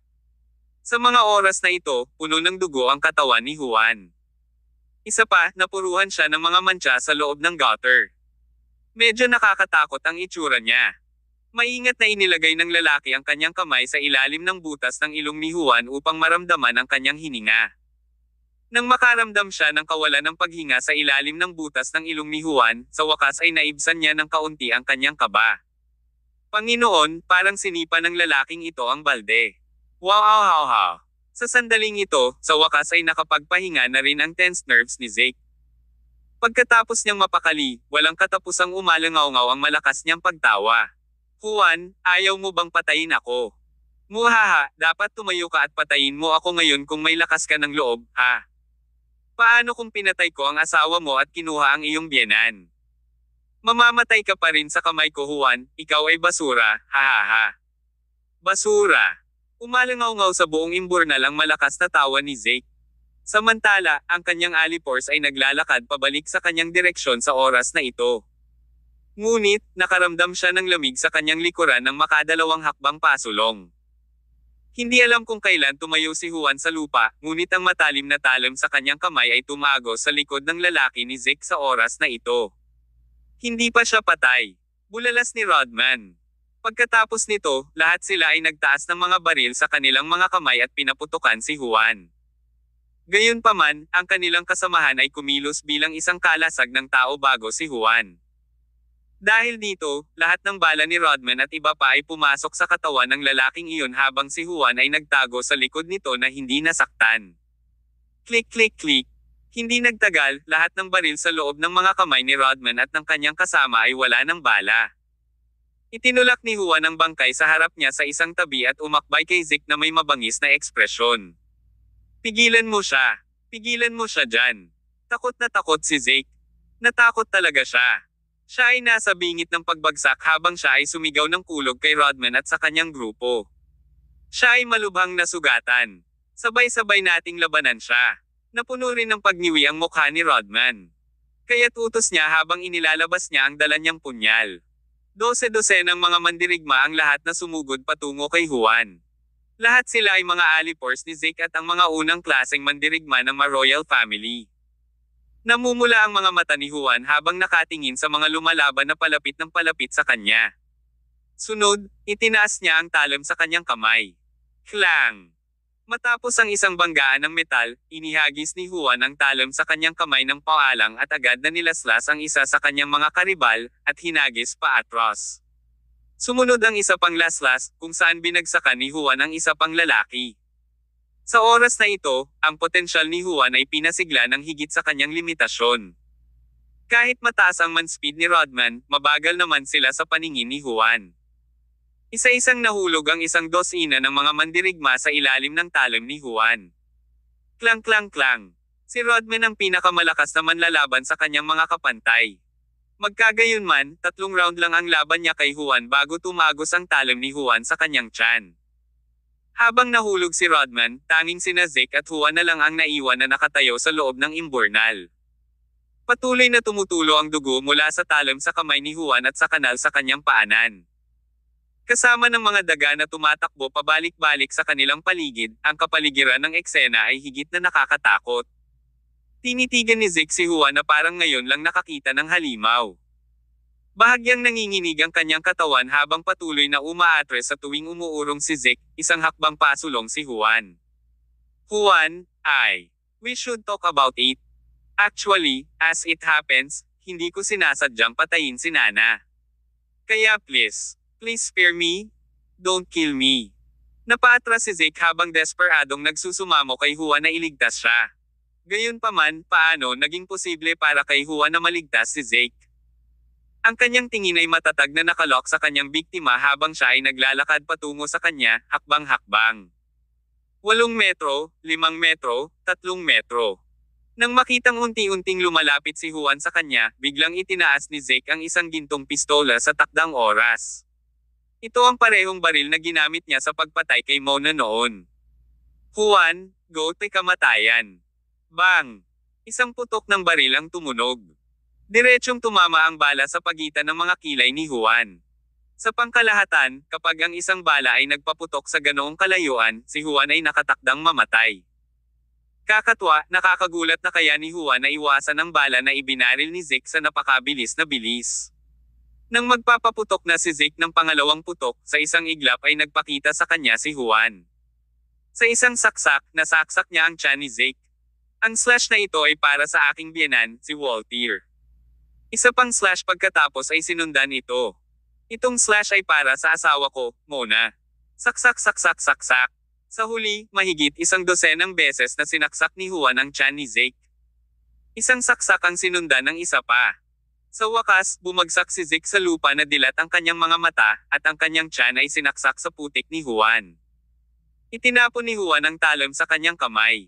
Ang kanyang ekspresyon ay kalmado, ngunit hindi ito normal.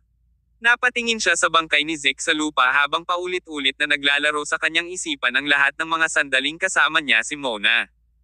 Sa wakas, itinaas ni Juan ang kanyang ulo at ipinikit ang kanyang mga mata. Isang patak ng luha ang dumausda sa kanyang pisngi. Tapos na ang lahat. Marahil, ito ang buhay. Ang bawat isa ay nakakaranas ng hindi mabilang na mga pagsubok at paghihirap sa kanilang buhay. Nakikita nila ang maraming tanawin at nakakakilala ng maraming tao at dumaan sa maraming taos-pusong insidente. Wala na si Mona. Siya ang pinakamamahal na babae ni Juan. Gayunpaman, sa huli, siya ay magiging isang bagay ng nakaraan sa alaala ni Juan. Kailangang magpatuloy ang buhay. Ang pinagkaiba lang ay marahil isang araw sa hinaharap, nang si Juan ay matanda na at nakahiga sa ospital na may sakit at malapit ng matugunan ang gumawa, magiliw pa rin niyang maaalala ang isang batang babae na nagngangalang Mona. Kabanata 1499. Ang resulta ng digmaan. Ang malaking digmaan sa pagitan ng Regal Palace, ang Leviathan sect, at ang maharlikang pamilya ay ganap na natapos. Sa huli, lumabas ang Regal Palace bilang walang kapantay na pagkapanalo. Sa oras na ito, nagsimulang magpakita ang mga tauhan ng Haring Siamese sa mga lansangan sa nakapalibot na lugar ng maharlikang pamilya ng Ma, gumamit sila ng iba't ibang uri ng high-pressure water gun para hugasan ang mga mantsa ng dugo sa mga lansangan. Samantala, maraming sasakyan ang itinalaga para hilahin ang mga bangkay palayo. Sa wakas, ang mga sugatang mandirigma ay ipinadala sa malapit na ospital ayon sa kalubhaan ng kanilang mga pinsala. Sa sandaling ito, pinabalik din si Tyr Somers at iba pang mga senior executive ng Regal Palace sa Richmond Palace. Sa mga general at nangungunang brasses na ito, marami sa kanila ang nagtamo rin ng matinding pinsala. Gayunpaman, hindi sila pumunta sa ospital. Gayunpaman, ginagamot sila ng mga espesyal na kagamitang medikal na kawani mula sa organisasyon na kasama nilang naglakbay. Noon lang, isang napakahabang sasakyan ang nagmaneho papunta sa Richmond Palace sa ilalim ng saliw ng isang grupo ng mga itim na sasakyang militar. Lumabas ang Siamese King at King Charlie nang bumukas ang pinto ng kotse habang sumasabay si Winifred Zia. Nang malaman nilang dumating na ang Siamese King, nagdala si Tyr ng grupo ng mga senior executives ng Regal Palace para batiin ang hari. Gayunpaman, pagkatapos nilang magkita, hindi agad binati ni Tyr ang Siamese King dahil tumakbo si Winifred papunta sa kanya. Mahigpit ang pagkakayakap ng mag-asawa sa isa't isa. Darling, sorry sa lahat ng hirap na dinanas mo. Ito ay hindi mahirap para sa akin sa lahat. Napakamot ng ulo si Winifred. Ito ang unang pagkakataon na naranasan niya ang lahat ng ito kay Tyr. Pakiramdam niya ay panaginip pa rin ang lahat hanggang ngayon. Honey, sa wakas naiintindihan ko na kung gaano kahirap para sa iyo na mabuhay doon sa lahat ng mga taon na ito. Mahirap para sa iyo. Pumalaklak si Tyr, sa kanya pinunasan ang mga luhang umaagos sa gilid ng mata ni Winifred gamit ang kamay niya at inaliw siya, "It's not that hard at all. Mahal, alam kong dapat ay labis kang nag-aalala sa akin nitong mga nakaraang araw. Ngunit, ito ay eksakto tulad ng ipinangako ko sa iyo noon. Ayos lang ako. Mabuti. Malakas na tumango si Winifred at sinabing, "Sinabi mo sa akin na babalik ka sa akin ng buhay, kaya pinanghahawakan ko ang kaisipang iyon." Kinalimutan na ni Tyr at Winifred ang lahat ng nangyari sa kanilang paligid. Ang reunion scene ang naging dahilan ng pag-ikot ng mga mata ni Clifford Han at iba pa sa kanila sa mga lovebird. Si Juan Yates, na nakatayo sa dulo ng karamihan, ay nagpalit ng kanyang damit at nakapulupot ng mga benda sa buong katawan. Nakatayo lang siya doon na may malamlam na ningning sa kanyang mga mata. Sa partikular na sandaling ito, hindi niya kayang tingnan ang ganitong uri ng eksena. Ngunit, siya ay isang matigas na tao. Siya ay naghiganti sa kanyang asawa, at ang nakaraan ay nasa likuran niya. Gayunpaman, mayroon pa rin siyang buong buhay sa harap niya, na nangangailangan ng katapangan upang harapin. Napangiti na lang ang Siamese King at King Charlie nang makita ang eksena. Sa isang haring tulad niya, karaniwan na sa kanya ang panatilihin ang maraming babae. Sa makatuwid, maaaring mahirap para sa kanila na maranasan ang dalisay na pag-ibig, tulad ng naranasan ni Tyr at Winifred. Hindi ko inaasahan na ang Palace Master ay isang lalaking sobrang in love. Napakakahanga-hangang tao. Bagamat hindi natukoy ang dahilan, ang okusyong ito ay maaaring ituring na unang pagtatagpo ni Haring Charlie at Tyr. Ngunit, mahal ni Haring Charlie ang binatang ito mula sa kaibuturan ng kanyang puso. Ang eksenang bumungad sa kanyang mga mata ay nagpabago pa ng kanyang dating impresyon kay Tyr. Ang Regal Palace ay sikat na sa buong mundo. Ang katanyagan ng Palace Master ay mahusay na ipinagdiwang. Maraming tao ang maaaring nakarinig tungkol sa kanya, ngunit hindi pa nila siya nakilala ng personal. Ganito rin ang nangyari kay King Charlie. Bago ito, inakala niya na si Tyr ay isang kahindek-hindek na killing machine, ngunit ngayon ay tila isa siyang malambot na tao sa katotohanan. Nagbiro ang hari ng Siam, "Tyr, ibinalik ko na sa iyo ang iyong asawa ng buo. Wala akong nahawakan ni isang buhok sa kanyang ulo."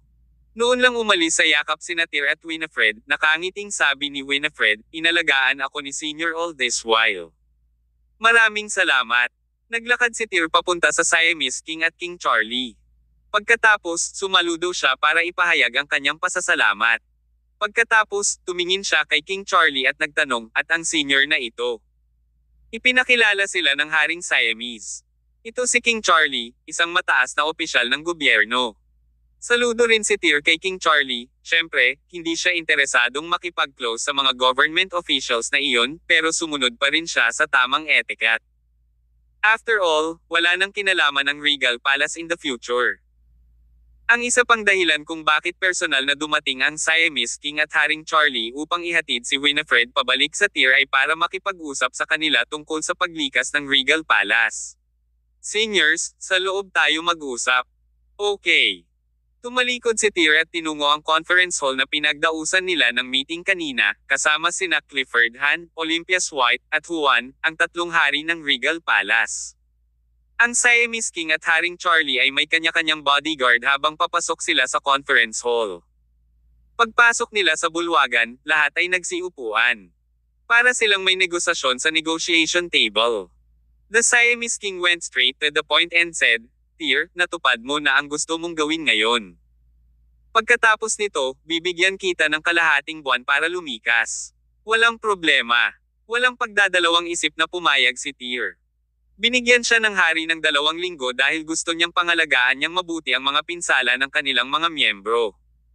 Binigyan din niya sila ng sapat na panahon para maiuwi sa kanilang mga tahanan ang mga nasawing miyembro ng Regal Palace na nasawi sa malaking digmaan. "Gusto kong pasalamatan ang hari ng Siamese para sa iyong mabuting pag-unawa sa digmaang ito. Kung hindi mo inalis ang pagbabawal sa aking Regal Palace, hindi sana namin nalutas ang bagay na ito ng ganito kadali." Napangiti ang Haring Siamese at sinabi, "Walang ibang tao dito, kaya't hindi natin kailangang maging magalang. Ito ay eksakto kung paano mo ito inilagay sa simula. Kinukuha lang namin ang kailangan namin. Aaminin ko na ginamit ko ang iyong organisasyon bilang isang matalas na talim sa pagkakataong ito. Tinulungan ako ng iyong Regal Palace na malutas ang isang mahirap na problema na gumugulo sa akin sa loob ng maraming taon. Ngayon, ang Leviathan sect at ang Ma-royal family ay hindi na umiral. Makakatulog na ako ng maayos pagkatapos nito." Tumawa si Tyr, sa pagbagsak ng Leviathan sect at ng Ma royal family, may susunod pang lalabas na pamilya. Mas dadami pa ang mga puwersang sumisibol na parang kabute, kaya duda ako na ang sitwasyon ay optimistiko ngayon. Bueno, ang bagay na ito ay hindi isang bagay na dapat mong alalahanin, kapatid na Summers, nakangiting sabi ng Siamese King na parang inayos na niya ang lahat. Kung gayon, maging ito. Nagkibit balikat si Tyr. Simula bukas, ang mga miyembro ng aking Regal Palace ay lilikas ng sunod-sunod. Nangangako kami na hindi na kami muling tatantong dito. Sa loob ng kalahating buwan, wala ni isang miyembro mula sa aking organisasyon sa buong teritoryo. Salamat sa iyong pag-unawa. Tumango ang Siamese King at nagpatuloy, magkaibigan pa rin tayo sa susunod na 2 linggo. Kung kailangan mo ng tulong, magtanong lang.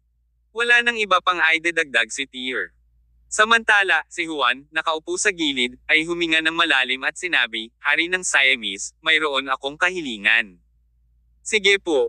Tumingin ang hari ng Siam kay Juan na may bakas ng lambot sa kanyang mga mata. Mas sineseryoso niya si Juan dahil siya ay minsang manugang ng maharlikang pamilya ng Ma. Kabanata 1500. Maaari mo bang tandaan? Tumahimik si Juan para sa isang moment, pagkatapos ay sinabi, ang maharlikang pamilya ng Ma ay ang pinakamalaking biktima ng insidenteng ito. Kaya, Siamese King, umaasa ako na maaari mong pretuhin ang pamilya ng mabait kapag naayos mo ang score sa kanila mamaya. Kitang-kita ang implikasyon sa likod ng mga salita ni Juan. Dahil ang Leviathan sect at ang maharlikang pamilya ng Ma ay dumanas ng matinding pagkatalo sa kamay ng Regal Palace, tiyak na gagamit ang Siamese King ng madugong paraan para tuluyang mawala ang dalawang organisasyon. Sa prosesong ito, tiyak na marami siyang papatayin. Kaya naman, umaasa si Juan na maging maaway ng hari sa pakikitungo niya sa maharlikang pamilya ng Ma. Pagkaraan ng ilang sandali ng katahimikan, ang hari ng Siamese ay sumagot, Juan, hinahangaan kita sa pagiging isang mapagmalasakit na tao, ngunit ito ay isang bagay ng seguridad at istruktura ng isang bansa, kaya naiintindihan ko. Tumango si Juan at hindi na nagpatuloy.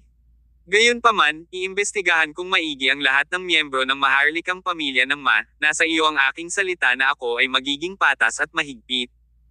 Mahigpit kong parurusahan ang mga may kasalanan, at hindi ang mga mabubuti, agad na dagdag ng hari. Dahil sa sinabi ng Haring Siamese ang gayong mga salita, naging kalmado na si Juan. Maraming salamat, Siamese King.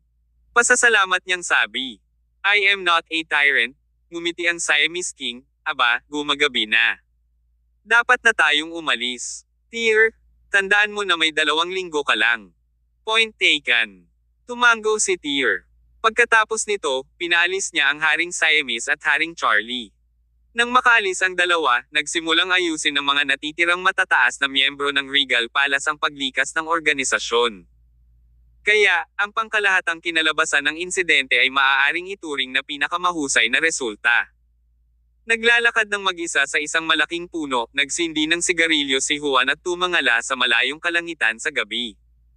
Sa oras na ito, halos madilim, at isang pambihirang maliwanag na bituin ang lumitaw sa kalangitan. Inilabas ni Juan ang kanyang cellphone at kinunan ng litrato ang bituing iyon, saka binuksan ang kanyang photo gallery.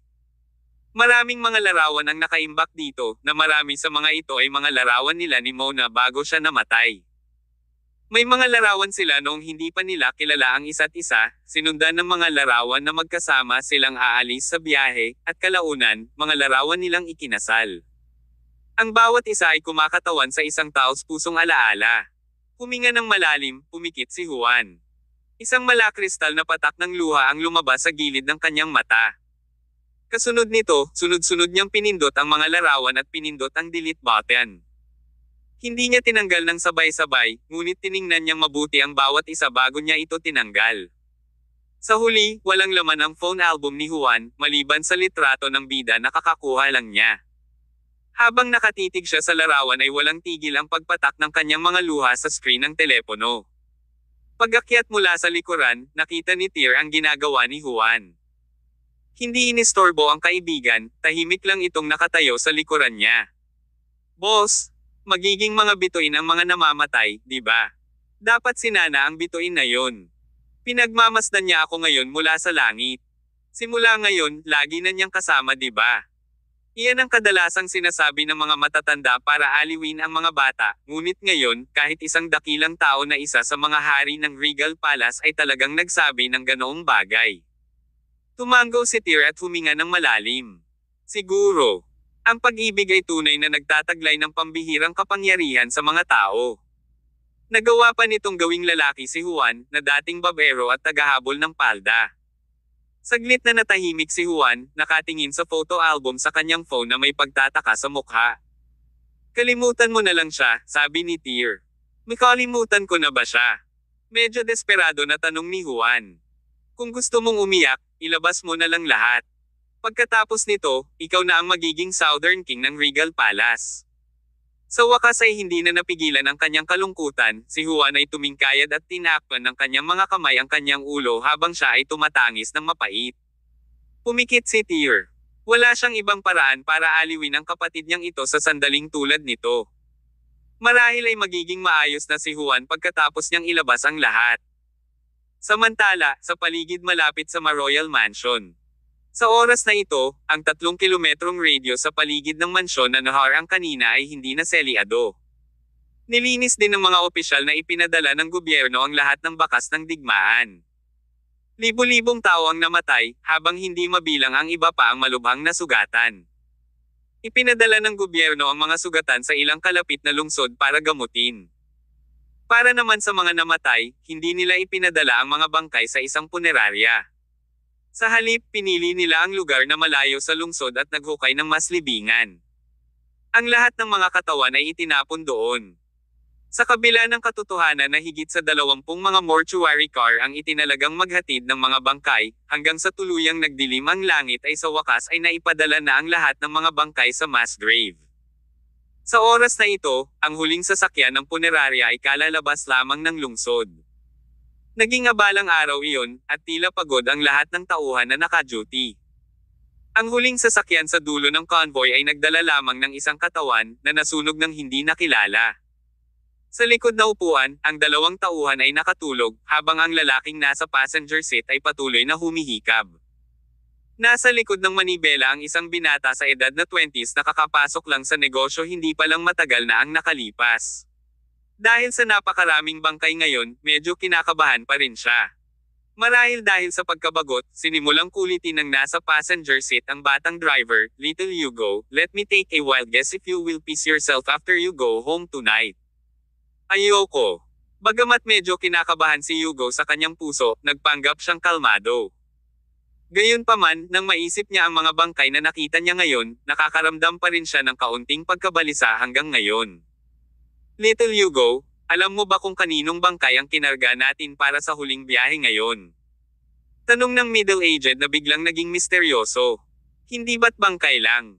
Ano naman ang kakaiba dito? Nagkunwari si Hugo na walang pakialam dito. Nagpatuloy ang medyo may edad na lalaki, hindi eksakto. Ang pangalan niya ay Darkshire. Noong nabubuhay siya, ang lalaking iyon ay kasing sama ng halimaw. Namatay siya sa isang napaka-tragic na kamatayan. Hindi lang nasunog ang katawan niya, pati ang mga mata niya ay pumutok. Wala kang ideya kung gaano kaitikot-takot ang hitsura ng bagay na iyon. Sasabihin ko sa iyo kung ano, ang taong ito ay masama sa buhay. Pagkatapos ng kanyang kamatayan, ang kanyang sama ng loob ay napakalaki. Siguradong magiging masamang espiritu siya. Marahil ang kanyang espiritu ay nakasandal ngayon sa likod ng bintana at nakatitig sa iyo. Kung ayaw mong maniwala, tumingin ka na lang sa rearview mirror. Biglang nakaramdam ng lamig si Hugo sa kanyang gulugod. Subconsciously, sumulyap siya sa likod niya sa rearview mirror. Sa sandaling iyon, biglang naging sobrang lamig ang kapaligiran sa sasakyan, ngunit nagbibiro pa rin ang nasa katabi niyang may edad na lalaki.